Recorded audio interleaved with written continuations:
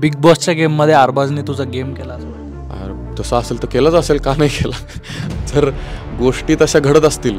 सगळ्यात मोठी चूक माझीच आहे की मी त्याचं ऐकलं. निकीमुळं टिकेल अरबाज, काय दोघांचं बॉन्ड काय असेल? नाही, मला असं वाटतं ते एकतर एकमेकांना घेऊन डुबतील. येताना पण नाही विचारलं त्याला तू काय करतोस काय नाही. म्हटलं तुझं तू खेळत असशील तर व्हेरी गुड. मी खोटं बोलत असेल किंवा काही वेगळं सांगत असेल तर माझ्या शब्दात इकडे तिकडे फेरबदल होऊ शकतात. पण ज्या गोष्टी खऱ्या आहेत त्यात आहेत अशा मांडणं माझं काम आहे. पण तिथे एक पहिला सेटबॅक बसला जिथे भाऊंनी पण मला फुल ऑन बोलण्यात आलं मला. सगळ्यात महत्त्वाचं म्हणजे वैयक्तिक चूक होती जे दुसऱ्या टास्कमध्ये घडली, जिथे ॲक्च्युअलमध्ये मला सगळ्यांचं मन जिंकण्याचा चान्स होता. काय इरिनाची आठवण आली का घराबाहेर आल्यानंतर? काय प्लॅन केला? मस्त, म्हणजे डेफिनेटली मला आठवण आली तिची. ती ज्यावेळेस गेली त्यानंतर पण मी खूप इमोशनल, शांतच झालो होतो एकदम. काय आवडलं तिला वैभव? तिला आपण आत्ता जसं म्हणतोयस ना तू की यार बाहेर आल्यावर वेगळा आहेस तू आणि आतमध्ये काहीतरी वेगळं आहे. बहुतेक तिने आतमध्ये बाहेरचा वैभव बघितला असेल की बाबा तू आतमध्ये म्हणजे मनातून कसा आहे. आता बारामतीला घेऊन जाणार का तिला? फिरवणार ना बारामती, का नाही फिरवणार. ती जर तिला वेळ असेल तर नक्कीच बारामतीला घेऊन जाईन. तिकडे शेत वगैरे तिकडे सांगेन कसं असतं, काय असतं, शेती काय असते पण दाखवेन. खतरनाक म्हणजे सूरज आहे की बाबा तो असा व्यक्ती आहे ज्याला म्हणतात सगळे की गेम कळत नाही. जे मी पण म्हणतो दरवेळेस म्हटलं की त्याला गेम कळत नाही, पण गेम न कळता सुद्धा तो जर एवढं काय करू शकतो तर गेम कळाला तर काय करेल. माझं त्याचं नातं असं होतं ना की आमचे भांडणं व्हायचे बिंदासपणे, रोकटोक भांडणं व्हायचे, पण त्याचं माझं नातं वेगळं आहे. आम्ही आधीपासून ओळखतो एकमेकांना, गावाच्या जरी गाव आहे आमचं. मी म्हणेन की नक्कीच मी जर फ्रेंडशिप ठेवली असेल किंवा सगळ्या गोष्टी एका बाजूला ठेवेन, मी जर जेन्युअनली ॲज अ ऑडियन्स म्हणून मी जर सपोर्ट करेन तर सूरजला करेन. राजकारण म्हटलं की बारामती नाव येतं, तसंच आता नाव बिग बॉसमध्ये सुद्धा बारामती हे नाव गाजतं आहे. त्याचं कारण आहे या बारामतीतले 2 चव्हाण. एक सूरज चव्हाण जो घरामध्ये सध्या खेळतो आहे आणि दुसरा आपल्यासोबत आहे वैभव चव्हाण जो आत्ता नेमकाच या मागच्या आठवड्यामध्ये घराच्या बाहेर आलेला आहे. आणि वैभवकडून सगळ्यात जास्त इंटरेस्टेड गोष्टी ऐकायच्या आहेत आपल्याला, कारण घरातल्या सगळ्यात ज्या कॉन्ट्रोवर्शियल गोष्टी होत्या किंवा चर्चेतल्या गोष्टी होत्या, लोकांना आवडणाऱ्या आणि न आवडणाऱ्या गोष्टी होत्या, या सगळ्या गोष्टी कोणी जर सगळ्यात जवळून पाहिल्या असतील तर त्या वैभवने पाहिल्यात. त्यामुळे वैभवला आपल्याला फक्त ऐकायचं आहे आता. वैभव तू नक्की भरपूर थकला असशील, पण मला तुला भरपूर बोलतं करायचं आहे. सगळ्यात जास्त मला इंटरेस्ट आहे हे जाणून घेण्यात की ते निकी आणि अरबाजचं जे चाललं आहे घरात ते नेमकं काय आहे. कारण सगळ्या प्रेक्षकांचा डोळा त्यांच्यावर आहे. कुणाला ते आवडतं आहे, कुणाला नाही आवडत आहे. तुला ते काय वाटतं, कारण तू फार ते जवळून पाहिलं आहे? नक्कीच मी हे सांगेन की ज्यावेळेस स्टार्टिंगला ज्या गोष्टी घडत होत्या तिथे, तर पहिल्या 3-4 आठवड्यात अरबाजचं निकीचं काही वादावाद झाली आणि ज्या पद्धतीनं अरबाजला त्रास होत होता, तर तिथे अशा गोष्टी नाही आहेत की फक्त अरबाजला त्रास होतोय म्हणून मी उभा होतो तिथे. कोणाला पण तो त्रास होता का? हां, म्हणजे जेन्युअनली डॉक्टर येऊन गेले होते आणि तो BP शूट झाला होता त्याचा. तर BPचा त्रास खोटा करता येणार नाही, बट ऑब्वियस आहे तेवढं तर कळतं. आणि ताप पण होता त्याला भरपूर. सो ते जेन्युअन होतं. जेवढं त्याला म्हणजे फिजिकली त्रास झाला तेवढं मी समजू शकतो आणि तिथे मी त्यासाठीच उभा होतो. जर तो त्रास दुसऱ्या कोणाला झाला असता तरी मी त्याच ताकदीने उभा राहिलो असतो, कारण की ह्या गोष्टी मी जवळून बघितल्यात ऑलरेडी. सो पण ज्यावेळेस तो त्रास झाला आणि त्यानंतर त्यासोबत मी उभा होतो, आज मी त्याला म्हटलं की माझा भाऊ आहेस तू, माझं हे मी भांडायला पण गेलो त्याच्यासोबत की माझ्या भावाला काय म्हणायचं नाही हे ते. कारण की असं नको व्हायला की यार ह्याच्यासोबत कोणीच उभा नाही आहे, कारण की ती फुल बोलायला काहीही बोलत होती. तिजन माझे तर सारखे खटके उडायचे, पण ते फक्त आलं नाही समोर असं डायरेक्टली, कारण की मी इग्नोर करायचो की जाऊ दे चला सोडा विषय. पण त्यावेळेस तिथं जे घडलं त्यावेळेस मी ठामपणे उभा होतो आणि जसं भाऊंनी चक्रव्यूह दाखवला आम्हाला की अरबाज आणि निकी लगेच एकत्र आले आणि त्यानंतर लगेच ते ज्यावेळेस भांडणं चालू आहेत त्याच्या दुसऱ्या दिवशी ते वॉशरूम एरियामध्ये एकत्र बसले होते, डोळे उघडले खाडकन. हां, म्हणजे मला झालं हे काय आहे. मग त्याच्यानंतर तिथपर्यंत मी त्यासोबत होतो, डेफिनेटली मी सोबत होतो. पण त्याच्यानंतर मी बघितलं पण नाही त्या गोष्टीकडे आणि त्यांना कुठल्या गोष्टी सपोर्ट पण केला नाही, कारण की मला ते खटकलं. आणि मला खटकल्यामुळे मी त्याला डायरेक्ट सांगितलं की मला ह्या गोष्टी पटलेल्या नाही आहेत. इथून पुढे तुझं आणि तिचं काय चाललं आहे, तुम्ही कुठला गेम खेळताय किंवा कशासाठी खेळताय हे मी विचारणार नाही, तुम्हाला जे करायचं आहे ते करा. तर हे माझं स्टँड होतं की मला तुमच्यामध्ये पडायचं नाही आहे किंवा तुमच्या कुठल्याच गोष्टीमध्ये मला यायचं नाही आहे.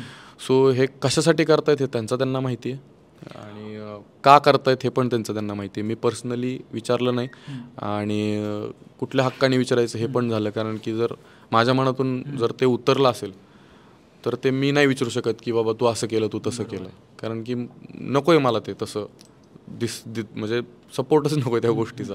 सो मी बॅकआउट केलं तिथून आणि मी परत कधीच नाही विचारलं, येताना पण नाही विचारलं त्याला तू काय करतोयस काय नाही. म्हटलं तुझं तू खेळत असशील तर व्हेरी गुड, पण तू ज्या पद्धतीने खेळतोय तिथे काही ना काहीतरी गोष्टी डिफिकल्ट जाणार आहेत. हे एक्सप्लेनेशन देऊन आता कंटाळा नाही आलाय? नाही आला, कारण की जर गोष्टी खऱ्या असतील, मी खोटं बोलत असेल किंवा काही वेगळं सांगत असेल तर माझ्या शब्दात इकडे तिकडे फेरबदल होऊ शकतात. पण ज्या गोष्टी खऱ्या आहेत त्यात आहे तशा मांडणं माझं काम आहे. आणि लोक म्हणतील आता की अरे हीच गोष्ट तिकडे नाही का नाही बोलला तू.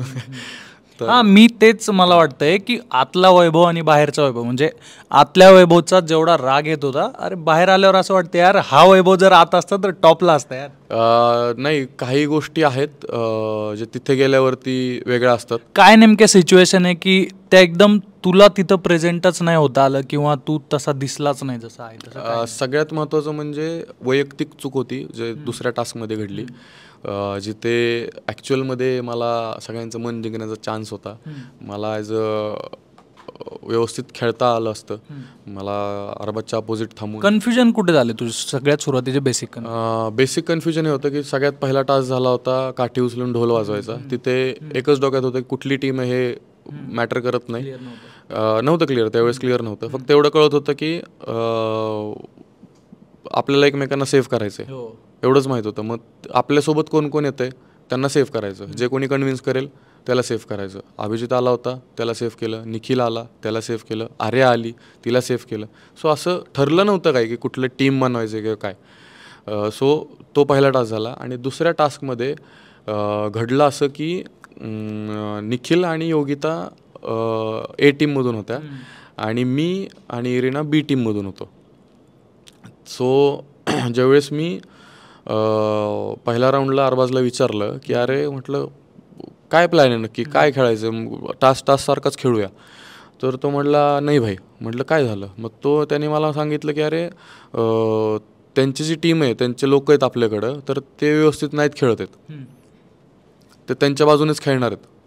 तुला तो अंधारात ठेवत होता का काही ठिकाणी? मे बी असू शकतं तसं, कारण की मी जर त्याला विचारलंय की अरे कारण की अंकिता आणि निखिल तिकडे होते त्या टीममधून, अरबाजच्या टीममधून.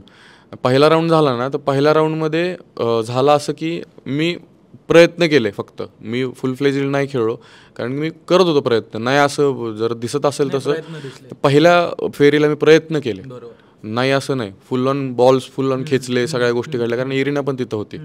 सो इरिनाला पण माहिती आहे की मी पहिल्या राऊंडला खेळलो. पण दुसऱ्या राऊंडला ज्यावेळेस मी विचारलं त्याला की काय घडतंय, तर तो म्हटला की इथे योगिता आणि निखिल त्यांच्या टीममधनं खेळत आहेत. मग माझं पारा जरा सटकला. मी म्हटलं अरे मग तुम्ही तसं खेळतात तर मी पण तसंच खेळणार. मग बिग बॉसच्या गेममध्ये अरबाजने तुझा गेम केला असं वाटतं? तसं असेल तर केलंच असेल, का नाही केलं. जर गोष्टी तशा घडत असतील आणि मी जर स्वतःहून त्याचं परीक्षण नाही केलं, मी फक्त त्याचंच ऐकलं असेल तिथे, तर ऑब्व्हियसली तसं घडू शकलं. आणि ते सगळ्यात मोठी चूक माझीच आहे की मी त्याचं ऐकलं. जिथे मी ॲक्च्युली ऑब्झर्व करायला पाहिजे होतं की काय घडतंय. आणि ज्यावेळेस कळतंय की आपल्याला की बाबा ते त्यांचं डिसिजन घेत आहेत, तर मी पण एक डिसिजन घ्यायला पाहिजे होतं की तुझं ऐकण्यापेक्षा मी माझं खेळलो असतो तर कुठेतरी पॉझिटिव्ह एक गोष्ट घडली असती. आणि त्यानंतर मग मी हक्काने सगळ्या घराला सांगितलं असतं की मला ह्या टीमकडून खेळायचं आहे, मला त्या टीमकडून खेळायचं आहे, किंवा मला माझं इंडिव्हिज्युअल खेळायचं आहे. पण तिथे एक पहिला सेटबॅक बसला, जिथे भाऊंनी पण मला फुल ऑन बोलण्यात आलं मला आणि तिथे हां नाही 100% आणि ते हर्ट होतं.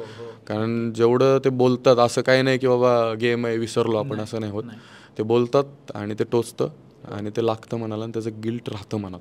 सगळा गोंधळ झाला, बऱ्याच कडू आठवणी आहेत. एक गोड गोष्ट तुझ्यासोबत घडली, तुला एक चांगली मैत्रीण भेटली.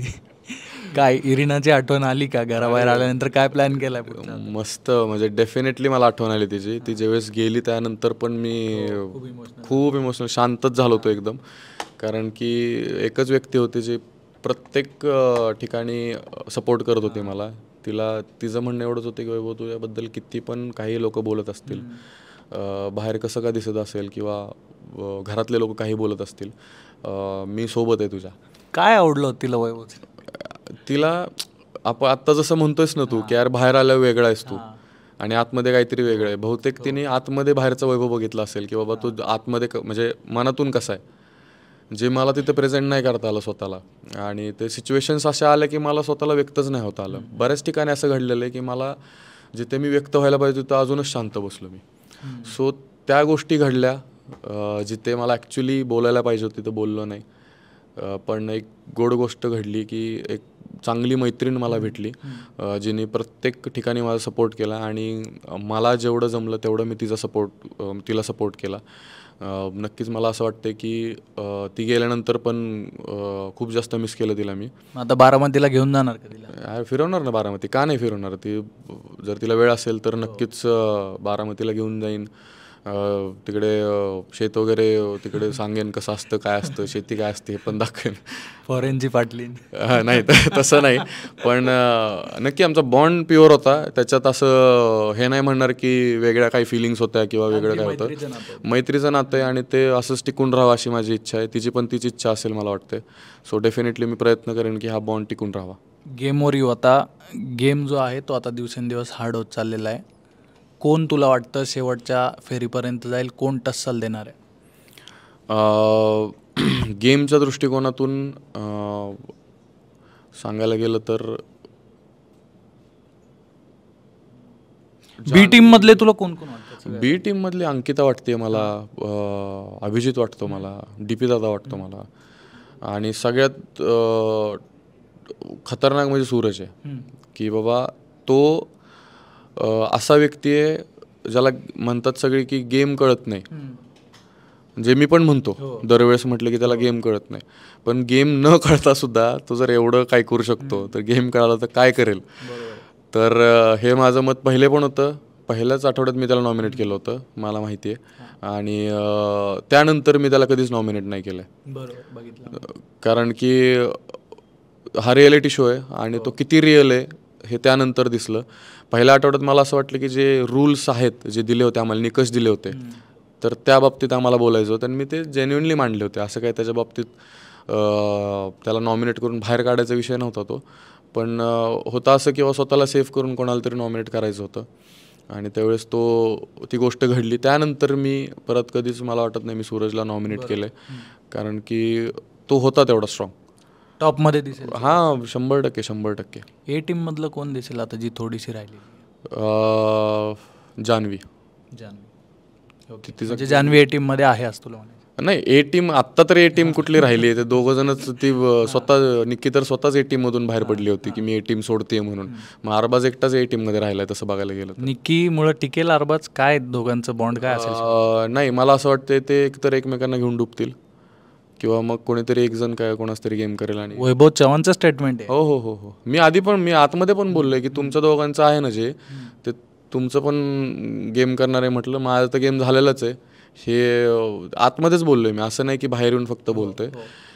मला माहीत नाही आता बाहेर किती गोष्टी दाखवल्या गेल्यात किंवा मी ज्या गोष्टी मांडल्यात आतमध्ये त्या कितपत दिसल्यात बाहेर हे मला माहीत नाही. पण मी असंच बोललेलो आहे, ह्याच वाक्यात बोललेलो आहे की एकतर तुला ती घेऊन डुबेल, नाही तर ती स्वतः तुझ्या नादाने डुबेल. हे मी दोघांना पण बोललेलो आहे प्रखरपणे. आर्या बाहेर गेली, तिला सेंड ऑफही नाही देता आला, काय वाईट वाटलं? ऑब्व्हियसली वाईट वाटलं. भांडणही झाले? भांडणं तर आमचे वेगळ्याच लेवलला झाले होते. पण नाही, तिचा रिस्पेक्ट ह्या बाबतीत आहे की ती तिचं जे ती ज्या प्रकारचं रॅप करते किंवा ज्या प्रकारे ती शायरी करते, तिचा जो आर्टला रिस्पेक्ट आहे माझं तिच्या बाबतीत. आर्टिस्ट म्हणून कमाल आहे ती. आणि सगळ्यात महत्त्वाचं म्हणजे तिचा माझा बॉन्ड असा होता की आम्ही आत्ता भांडलो आहे आणि 2 मिनिटांनी आम्ही एकमेकांकडे बघून हसत होतो किंवा आपण का भांडलो. तर हा बॉन्ड तिचा माझा होता. आम्ही भांडलो एवढंच दिसलं, परत आम्ही गप्पा मारायचो किंवा शायरी ती ऐकवायची किंवा बऱ्याच गोष्टी होत्या ज्या की तिथे बहुतेक नाही दाखवल्या, पण चांगली व्यक्ती होती ती, जी बाहेर पडली मला असं वाटते. पण ज्या काही गोष्टी घडल्या त्या ऑब्व्हियसली बिग बॉसचे रूल्स होते, त्या रूल्सप्रमाणे डिसिजन घ्यावा लागला. पण मी म्हणेन तिने थोडासा कंट्रोल केला असताना तर डेफिनेटली टॉप 5 मध्ये ती आली असती. आता तू घराच्या बाहेर आलाय, इथून पुढे आता एक नवा प्रवास परत सुरू होणार आहे. काय सगळ्यात पहिले करायचं आहे? पार्टी करायची आहे, मित्रांना भेटायचं आहे, आईवडिलांना भेटायचं आहे, काय करायचं? मला असं काहीही करायचं नाही, पार्टी बिर्टी वगैरे तसलं मी करत नाही जास्त काही तसलं. एवढंच आहे की मला काम करायचं आहे, कारण की जर काही माझ्या गोष्टी प्रूव्ह करायचं असतील तर ते कामच प्रूव्ह करून देऊ शकतं माझं.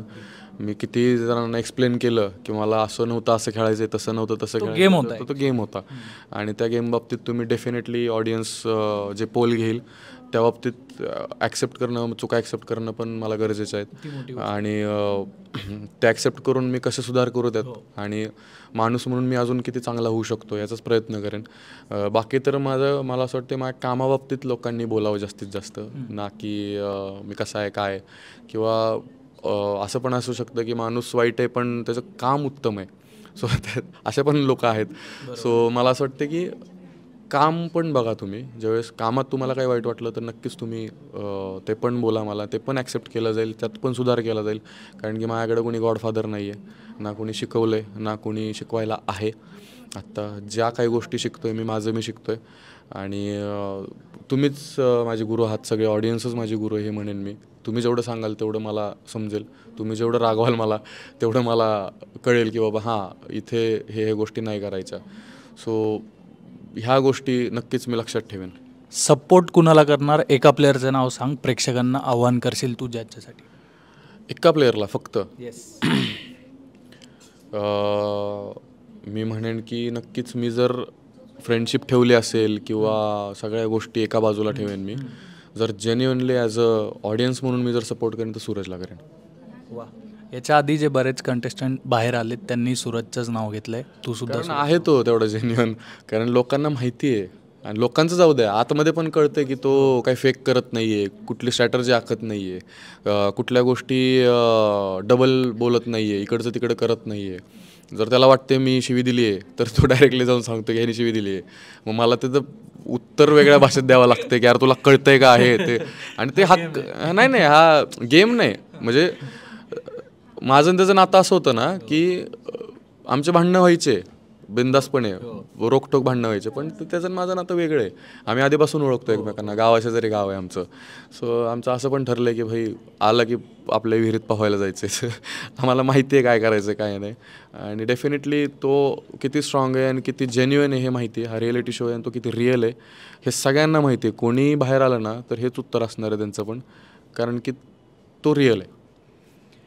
तर बाहेर आलेला वैभव आपण पाहिला, त्याने सगळ्या गोष्टी अतिशय मनमोकळ्या सांगितल्या. जो 1 तास होता त्या 1 तासाच्या पलीकडे जाऊन उरलेलं 23 तासाचं सुद्धा त्याने आपल्याला गणित आपल्यासमोर सांगितलं. आणि आता सूरजसाठी त्यांनी बारामती पॅटर्न हा सगळा आपल्या समोर ठेवलेला आहे. त्यामुळे हा किती काम करणार हे पाहणं महत्त्वाचं असणार आहे. वैभव, खूप मजा आली तुझ्याशी गप्पा मारून, खूप खूप धन्यवाद. तुर्तास इथेच थांबूयात. सुधीर काकडे, ABP माझा, मुंबई.